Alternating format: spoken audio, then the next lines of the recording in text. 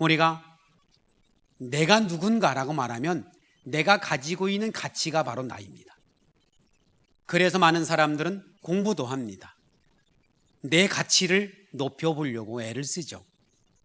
어떤 사람은 성형수술도 하고, 어떤 사람은 열심히 일해서 돈을 좀 벌어보려고 하고, 세상적 가치를 내가 가짐으로 인하여 조금 더 많은, 너보다 나은 삶을 살고자 합니다.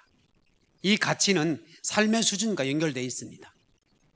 우리는 하나님 앞에서 좀 더 나은 멋진 삶의 가치가 여러분에게 부여될 수 있기를 바랍니다. 마태복음 13장 44절에 보니 천국은 마치 밭대에 감추인 보화가 같으니 사람이 이를 발견한 후에 숨겨두고 기뻐하여 돌아가서 자기의 소유를 다 팔아 그 밭을 샀다라고 얘기합니다. 옛날에는 이렇게 전쟁이 많이 났어요. 그리고 집안에 도적도 많이 들고, 지금처럼 은행에다가 돈을 넣을 수 있으면 좋은데 그렇지 않으니까 이렇게 폐물을 집에다가 보관할 수밖에 없잖아요. 그러니 전쟁이 나거나 아니면 그러면 좀 사람이 인적이 드문 곳에 가다가 자기 땅에다 묻어두겠죠. 늘 사람이 다니는 곳이 아닌 좀 잘 다니지 않고 사람이 흔적이 없는 곳, 은밀한 곳에 가서 항아리든지 아니면 조그만 괴짝이든지 그곳에서 이렇게 여러 가지 보석을 담아서 숨겨 놓을 겁니다. 그리고 나서 전쟁도 도망을 갔다가 다시 돌아오면 찾아가는 거예요. 그런 것이 예수님 당시에도 많았고, 또 그 당시에 그 전 단계도 이렇게 사막에 사는 사람들은 땅에다 뭘 묻어두는 그런 습성을 많이 가지고 있었어요. 우리의 가치입니다. 감춰져 있어요. 보배가 어디 있어요? 땅속에 숨겨져 있어요. 우리는 하나님 앞에 늘 살면서 이렇게 감춰진 사람처럼, 빙산처럼 안에 숨겨진 건 굉장히 많은데 겉으로 드러난 게 굉장히 작은 사람들이 있습니다. 그러니까 잘 누리며 살 수 있는 삶이, 사람들이 말하고 있는 넌 이런 사람이야 라고 말하는 것 때문에 스스로 자신을 판단하고 나는 바보처럼, 어리석은 자처럼, 못난 사람처럼 그렇게 팔자나 운명에 매여 살아가는 사람들이 얼마나 많은지 모릅니다. 우리 바보 빅터라는 책이 있습니다. 그 주인공 빅터라는 사람은 아주 이렇게 바보라고 인정이 돼 있는 사람입니다. 15살짜리 그때 학교 선생님이 말합니다. 야, 빅터야, 너는 공부와 인연이 없어. 아무리 봐도 넌 공부가 아니다. 나가서 장사를 하면 좋겠다. 이렇게 조언을 하게 됩니다. 그래서 저는 이제 선생님의 조언대로 중학교를 중퇴를 하고 정비원을 하는 이제 아버지 밑에서 일을 배우게 됩니다. 그런데 사람들이 그 빅터에게 너 바보야 라고 말합니다. IQ가 73입니다. 말도 더듬고. 그러니까 사람들이 저 바보 아니야? 라고 말해도 그래, 난 IQ도 부족하고 말도 더듬고 잘 못하는데 이게 뭐예요? 내가 가지고 있는 가치입니다. 내가 가지고 있는 가치. 우리는 그 가치 갖고 삽니다. 인생을 살아가는 동안에 난 이래, 나는 원래 그래 라고 하는 운명론처럼 가지고 있습니다. 나는 배운 것도 없고, 나는 물려받은 유산도 많지 않고, 나는 재능도 많지 않고, 말도 잘하지 못하고, 사교정도 없고, 그러니 나는 이렇게 살 수밖에 없어. 내가 가진 게 있어야지. 이게 뭐예요? 감추인 보배입니다. 우리는 드러나 있는 건 아무것도 없는 거예요. 땅속에 숨어 있어요. 보이지 않으니. 그런데요, 이렇게 바보 소리 듣는 빅터, 당연하잖아요. 오죽했으면 선생님도 야, 너 학교 다니지 마. 그런 선생님이 어디 있을까요? 오죽했으면 넌 공부 안 되겠다. 넌 정말 공부 안 되겠어. 차라리 장사를 하든지 하는 게 더 빠를 것 같다 라고 그렇게 권면할 정도였으니 얼마나 아이가 떨어졌겠어요.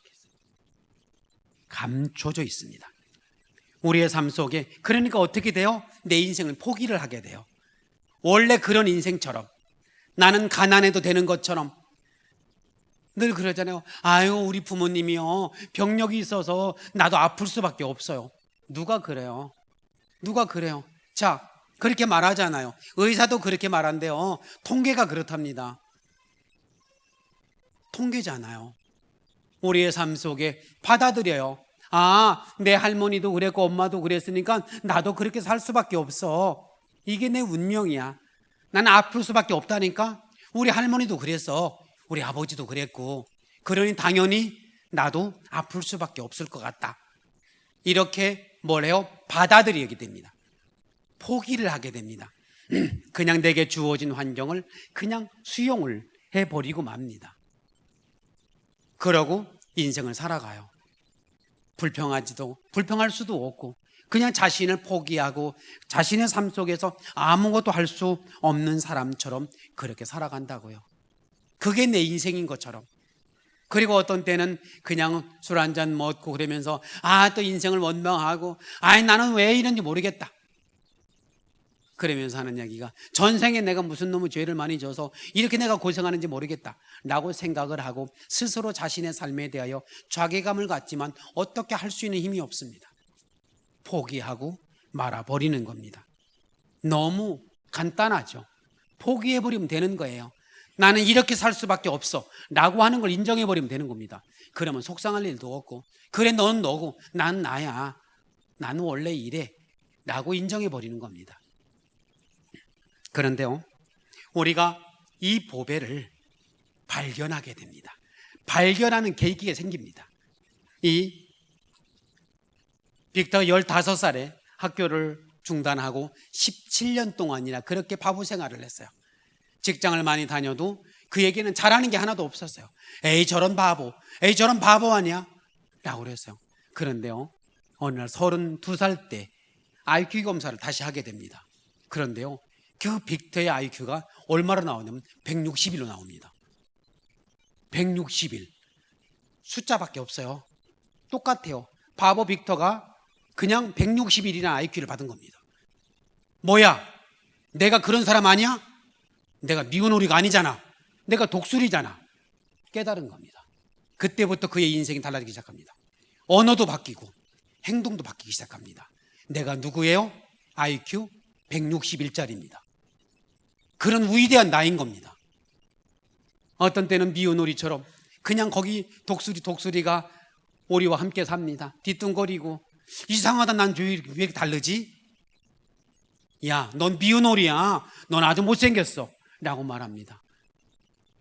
그가 어느 순간에 독수림을 깨닫는 순간부터 그의 삶의 가치가 달라지기 시작합니다. 내 안에 잠재되어 있는 거. 그리고 빅터는 그의 인생이 많이 바뀝니다. 특허 출원도 하고 말도 잘하고 책도 저술합니다. 천재들의 클럽인 이 멘사 클럽의 회장이 됩니다. 어떻게 그의 인생에 뭐예요? 너 원래 네가 아니야.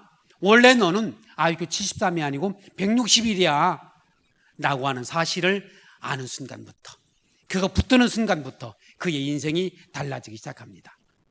이게 뭐예요? 내 안에 있는 잠재력입니다. 내 안에 있는, 나는 지금 아주 적은 것만 보여주고 있는 거예요. 내 안에 있는 잠재력은 무한할 수 있습니다. 강력할 수 있죠. 발견하는 겁니다. 발견하는 게 복입니다. 우리가 내 속에 있는 하나님의 은혜를 발견하고, 그리고 나는 이런 사람이야. 그래서 하나님이 처음에 나를 이 땅에 만들어내실 때 가지고 있는 잠재력을 개발하거나 발견하면 인생이 달라집니다. 그러니까 너는 원래 그런 거 아니야. 너는 원래 이런 사람이야. 너는 원래 그런 사람인데 그동안 눌려 있었어. 누구에 의해서? 다른 사람이 말하는 거에 의해서 인생이 바뀌었어요. 넌 바보다. 넌 바보다. 그리고 말하기를, 난 원래 그래요. 난 말도 잘 못하고, 난 거칠고, 난 거짓말도 잘하고, 난 욕심 많은 사람이에요. 누가 그랬어요? 다른 사람이 그렇게 나를 평가해 준 거잖아요. 거기에 붙들려 있어요. 그럴 때 내 속에 또 다른 가능성을 발견하면서 아니다. 자, 그러면 이 빅터란 사람은 자신 속에 있는 가치를 발견하게 됐어요. 저도 옛날 초등학교를 다닐 때 달리기를 못했어요. 운동을 잘 못했어요. 그래서 어린 시절에 이렇게 축구를 하려고 친구들끼리 모이면 저는 가만히 서 있습니다. 그리고 제일 먼저 하는 것이 숫자를 파악하는 일이에요. 홀수 짝수를 파악해서 짝수가 되면 편하게 서 있습니다. 제일 운동을 잘하는 친구 둘이서 가위바위보를 하면서 하나씩 데려가잖아요. 뽑아간다고요. 그래야 편이 갈라지니까. 아무나 나눌 수는 없으니까요. 그런데 맨 마지막까지 서 있어요. 짝수가 되면 그나마 괜찮은데 홀수가 되면 저 혼자 남아있게 됩니다. 그러면 많이 듣는 얘기, 얘 너 가져. 겁니다. 덤이에요. 덤. 쓸모없는 덤. 아무 도움도 안 되는. 그러니까 20명이 하면 21명이 되면 10명씩 다 놀아가지고 덤으로 그럼 그쪽에서 그럽니다. 필요 없으니까 니네 가져. 자, 그게 제 인생이에요. 운동할 때 아무것도 안 되는. 초등학교를 다니면서 운동할 때마다 한 번도 3등 안에 못 들었어요. 최고 성적 4등. 앞에 놈이 넘어지는 바람에 뛰어갖고 4등을 했어요. 그게 제 강력한 전적이에요. 그래서 6학년 초등학교를 다닐 때 선생님 몰래 도장을 손에 찍었어요. 도덕도장을. 그거 참 잘했어요. 그거 찍히잖아요. 1등, 2등, 3등만 찍어주는 거. 그거 받아보고 싶었어요. 그런데 한 번도 3등을 하지 못했어요. 그러니까 내 머릿속에 나는 달리기를 못하는 아이, 나는 운동을 못하는 아이, 그게 내가 가지고 있는 거예요. 중학교 2학년 때 저희 친구한테 좀 코치를 받았어요. 육상 선수인 친구한테. 그랬더니 몇 번을 달려보더니 야, 너 달리기 잘해. 너 운동 잘해. 제가요 중학교 3학년 때 100m를 12초 5를 뛰었어요. 굉장히, 그러니까 잘 안 뛰어보신 분들은 그게 얼마나 빠른 건지 잘 모를 겁니다. 잘했어요.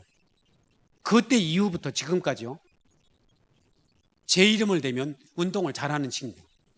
40 중반까지 제가 군체육대 축구선수로 나갔어요. 족구도 그렇고 배구도 그렇고. 그러니까 뭐예요? 달라졌잖아요.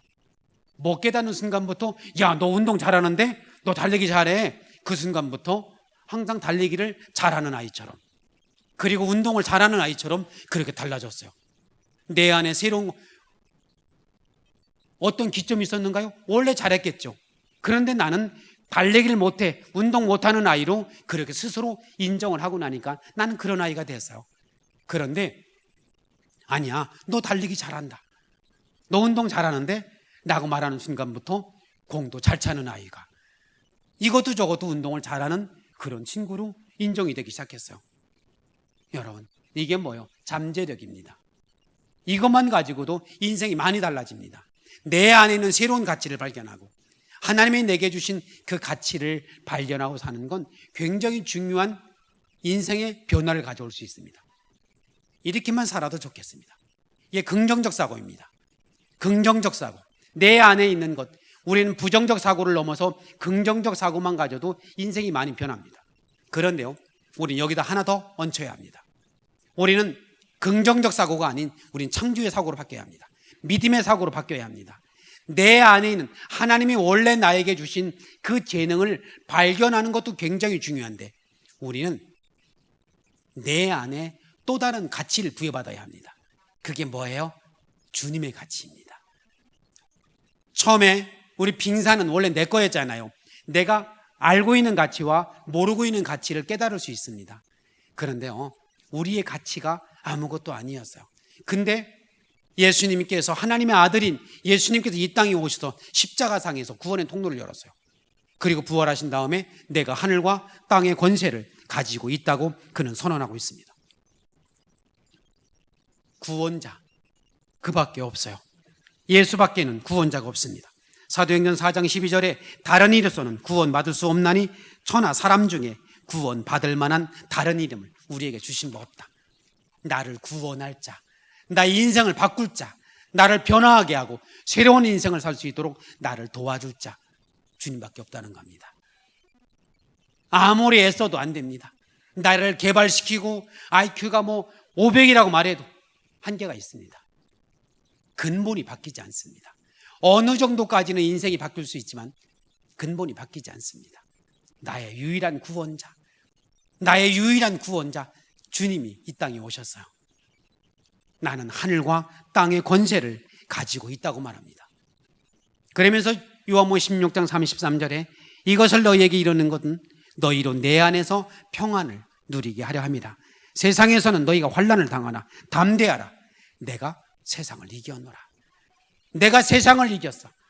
너희가 날마다 두려워하고 날마다 근심하고 염려하는 그 세상을 내가 이겼어. 나는 말입니다. 그 주님이 지금도 여기 계세요.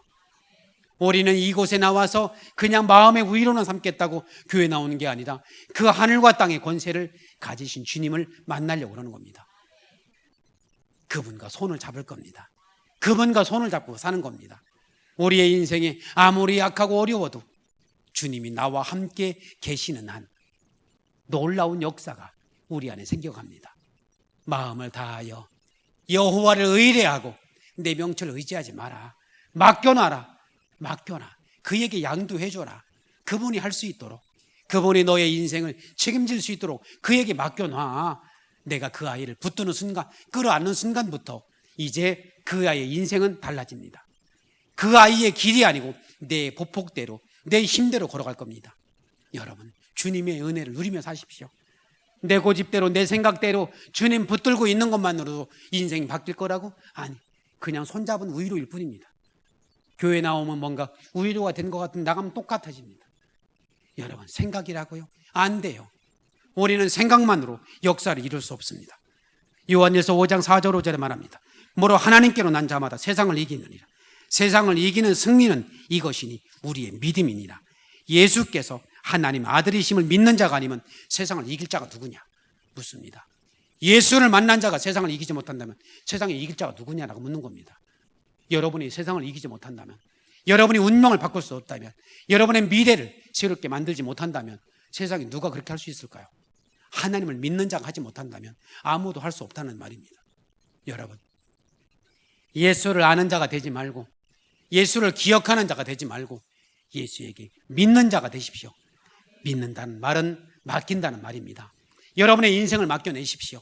내가 아무리 세월이 지나도 주님이 나를 업고 뛰는 한 주님의 능력이 내 능력입니다. 내가 1살이 됐던 50살이 됐던 100살이 됐던 아무 상관없습니다. 주님이 그러잖아요. 두려워하지 마라. 두려워하지 마라. 걱정하지 마. 그런데도 인생을 살다 보면 모세가 죽었어요. 모세가 죽었단 말입니다. 모세가 누구예요? 이스라엘 백성의 가치입니다. 하나님을 믿는 하나님의 통로가 됐고 놀라운 믿음의 사람으로 홍해를 건너게 하고 반석에서 물을 내고 40년간 이스라엘 백성 오합지졸 같은 그들을 거룩한 하나님의 백성으로 만들어낸 위대한 지도자입니다. 모세 없이는 못 삽니다. 모세가 없는 이스라엘 백성은 상상할 수도 없습니다. 근데 그 모세가 죽은 겁니다.